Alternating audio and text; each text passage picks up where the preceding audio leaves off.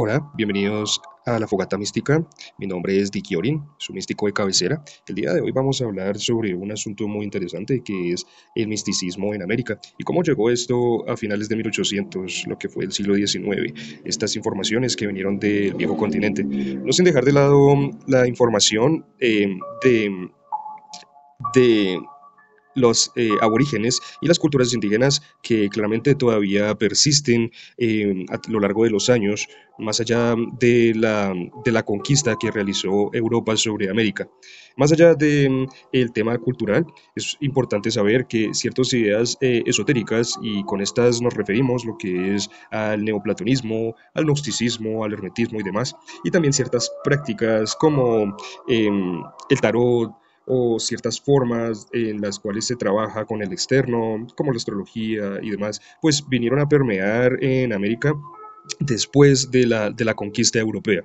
Eh, Dejando de lado también la forma y la percepción cosmológica que miran los aborígenes aquí en América, por los cuales también pues se realizan diferentes formas de magia, podríamos decirlo, formas ritualísticas y formas de conexión del interno con el externo, que pues están de una forma, digámoslo así, oculta todavía entre estas comunidades, y es algo pues muy respetable, ya que pues es netamente de su manera de ver y percepción. No les podemos pedir que brinden información al vulgo. Es importante saber que estas ideas esotéricas que vinieron de Europa llegaron al norte, en Estados Unidos, cuando aún estaba en formación. Se convirtió en gran receptáculo estas ideas. El misticismo se expandió ya después, posterior, en América Latina, especialmente a través de las logias masónicas y los movimientos espiritistas. No era simplemente un contagio cultural, podríamos decirlo, sino una semilla plantada en un continente que, aunque lleva millones de años y es muy, muy, muy viejo, eh, desde el punto de vista cultural europeo, un continente joven, ávido de nuevas formas y trascendencia. Bueno, el impacto cultural y la llegada de organizaciones extranjeras. A mediados del siglo XIX, con el auge del espiritismo del señor Allan Kardec en Brasil, a mediados de 1800, y la Sociedad Teosófica, que fundó una sede en Nueva York, em, con la creadora, la señora Elena Blavatsky, aceleró una difusión de doctrinas místicas. Es importante saber que muchos místicos a lo largo del mundo, no solamente del continente europeo, sino que de diferentes continentes, viajaron aquí a América para conocer acerca de la información, la cultura, el territorio y demás, ya que, bueno, pues era un mundo completamente perdido para estas civilizaciones. Así que, pues, personajes muy importantes, como la misma Elena Blavatsky, viajó por toda América junto al señor Henry Olcott.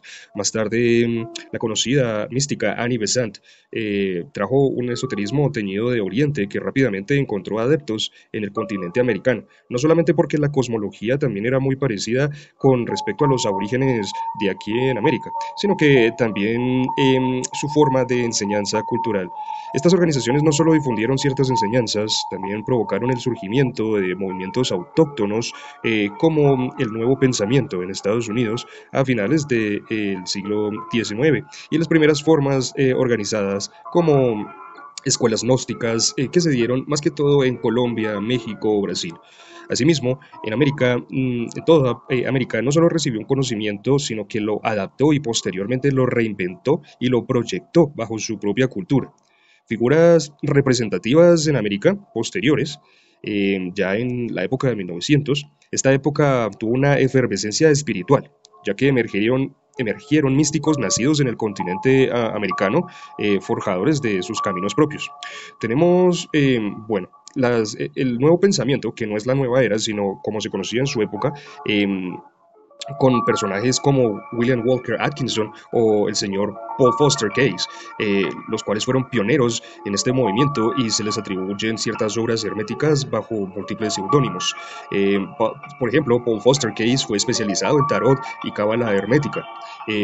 Fue el fundador de un grupo que se llamó el Boulders of the Adytum, o con las siglas BOTA.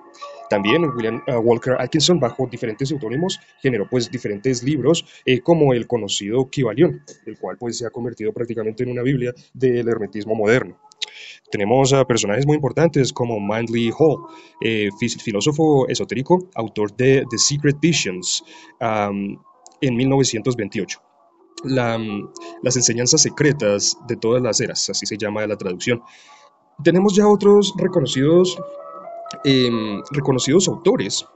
Aquí en América tenemos uno que no me gusta mucho nombrarlo, ya que la verdad no fue un buen difundidor sobre los temas místicos, pero pues podemos hablar del señor Samael Aun Weor. Es importante nombrarlo aquí en América con su movimiento gnóstico universal, impulsor de una gnosis moderna, aunque llamémoslo un poco mal informada.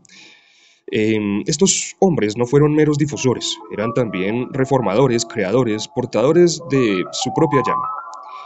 Se formaron escuelas de pensamientos claves. El pensamiento místico en América se cristalizó en corrientes influyentes como el nuevo pensamiento desde 1830 en adelante tuvo como epicentro de Estados Unidos predicando la mente positiva, la ley de mentalismo. También tenemos el grupo de BOTA, que fue fundada también en Estados Unidos, en Los Ángeles, como una estructura iniciática dedicada al tema del tarot, la cábala hermética. También movimientos gnósticos, como ya lo he indicado, más que todo en Latinoamérica. Cada uno ofrecía diferentes rutas distintas hacia el mismo misterio, que es lo que es la liberación del alma. Sin embargo, tenemos un inconveniente, lo que es el surgimiento de la nueva era, o la falsificación del misticismo, o la falsa religión. A partir de la década de 1960, con este auge de estas formas de pensamiento, viene también el tema geopolítico, temas coyunturales y contractuales como la Guerra Fría. Comenzó pues a gestarse también un movimiento que es la nueva era o New Age. Lejos de ser un renacimiento espiritual genuino, investigaciones han revelado que fue en parte fomentado y manipulado por organismos como la CIA, vinculándolo a operaciones de control mental. Tenemos el proyecto MK Ultra, y también la forma en que la CIA trataba de experimentar con los enteógenos y lo que fue después las drogas. Ya que pues al parecer vieron un levantamiento cultural en la época de los 50, 60, que fue formado más que todo por la época hippie, el cual al parecer no les gustaba su forma revolucionaria, por lo cual se ejerció cierta parte de control y eso tiene mucho que ver con el tema de las drogas y lo que es la New Age, que fue un movimiento que deformó estas escuelas místicas. Dejó de lado el trabajo interno, por ejemplo, promovió una espiritualidad, llamémoslo así, descafeinada. Dejó de lado el trabajo interno serio, redujo el misticismo a eslogans, energía positiva, autosanación instantánea, solamente apoyándose de la ley de mentalismo, deformándola. Saturó el mercado con gurús de marketing y cursos express. Estas personas que nosotros nombramos denunciaron públicamente esta degeneración, llamándola la falsificación del verdadero esoterismo. Por ejemplo, el mismo Samael, que no me cae bien dentro de los autores del gnosticismo, ya estaba llamando esto como una falsificación del verdadero esoterismo a la nueva era. Por ejemplo, Manly Hall, en su vejez, advirtió que el verdadero conocimiento sería diluido en una sopa tibia con frases bonitas. Así que el movimiento New Age se convirtió en un principal obstáculo para el despertar real en Occidente. Asimismo, vemos las clases de místicos. Tenemos dos líneas de clases de místicos actuales. Tenemos la línea individual, que parte de esta época, del siglo XIX, que lo podríamos llamar como la imagen del místico solitario. El iniciado que en silencio forja su alma en el laboratorio interno. William Walker Atkinson, Paul Foster Case y muchos otros representaban esta vía. Religiones alternativas o formas de examinar la religión, escuelas cerradas, prácticas de autoiniciación. Esta es la línea que persigue la iluminación personal. ¿Dónde está la mayoría de los místicos? Llamémoslo así, que es el trabajo individual, lejano del bullicio social, ¿sí? Los que trabajan para sí mismos. Bueno, tenemos una segunda línea que es la línea más que todo colectiva o la línea social, la podríamos llamar así, en paralelo. Y surgió pues otras clases de místicos, ¿sí? Tenemos en la década de los 60 y 70 movimientos religiosos como la teología de la liberación, nacida en América Latina con personajes como Gustavo Gutiérrez, que combinaron el tema cristiano con el activismo social en defensa de los pobres y los más necesitados. Movimientos gnósticos en Latinoamérica propusieron la autorredención percepción de la humanidad a través de no solamente cambios internos, sino la ayuda a las demás personas. Y ciertas corrientes como la reinterpretación comunitaria del taoísmo o la espiritualidad indígena andina también dieron una voz y una mística colectiva, o bueno, todavía lo han dado. La batalla espiritual indígena andina es una batalla que sigue desde el momento de la conquista, ya que por ejemplo, aquí en América nosotros llamamos a los indígenas los hermanos mayores, ya que pues su forma de percepción y de entendimiento cosmológico está más allá de la alienación occidental, ya que ellos tienen pues otra visión del mundo. Por eso los llamamos los hermanos mayores. Y pues también en todo el continente encontramos formas de pensamiento que superan lo que nosotros tenemos eh, como en la cuadratura mental del condicionamiento occidental.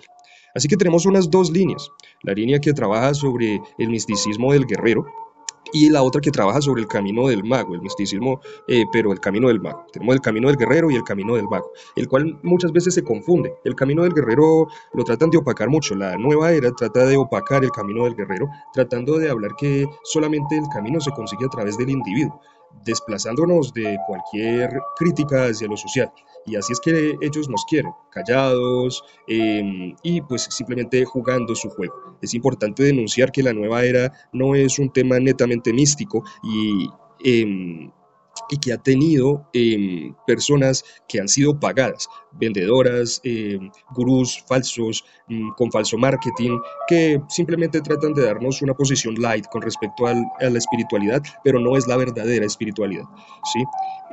Como conclusión, a comienzos del siglo XXI, América vive en diferentes formas con respecto a la visión gnóstica. La corriente superficial, la que mucha gente conoce, que es la nueva era, que promete una gratificación instantánea. Si tú lo quieres, tú lo puedes. El pobre es pobre porque quiere. Te falta esforzarte más. Ya casi invitándonos a lo que es un estoicismo, una filosofía más centrada a solamente el individuo. Y tenemos lo que son las corrientes profundas, las ocultas, de aquellos que todavía buscan la verdad detrás del velo, que buscan despertarse de ciertas maneras. Tratan de ir directamente a las fuentes, los taitas indígenas, los abuelos indígenas, para poder conocer de estos hermanos mayores. ¿Sí? Tratan no solamente de experimentar en mal ambiente con los enteógenos, sino de una forma de experimentar la percepción de la realidad. Y de acuerdo a experimentar la percepción de la realidad, salir de lo que llamo yo la cuadratura o la forma encerrada en la que nos tienen mentalmente aquí en América, para poder ver un poco más allá, ¿sí? O simplemente empaparse en la teoría de lo que es el gnosticismo, el neoplatonicismo, la hermetría. La información que se reveló en las escuelas gnósticas ya no está oculta, ya no hace parte de movimientos que se guardan esta información completamente, ya que todos los conocimientos fueron dados al público, fueron simplemente abiertos después de 1900, para el siglo XIX, en sí para finales de 1800. Así que pues cualquier información que nosotros podamos que queramos conocer, pues se encuentra ya en Internet. Solamente es necesario tener una guía estos canales como este tratan de presentar esta guía. ¿Sí? Ser místico hoy no es una moda, es una elección, es una forma de vivir, ¿sí? Elegir entre el camino del mago o el camino del guerrero, entre un sueño artificial, que es la nueva era, o la lucha auténtica del alma. Es esto lo que nosotros tratamos de invitar. Por eso la llama sigue encendida en estos canales como la fogata mística. La decisión es nuestra de generar ciertos cambios y el buen conocimiento de lo que son las corrientes místicas.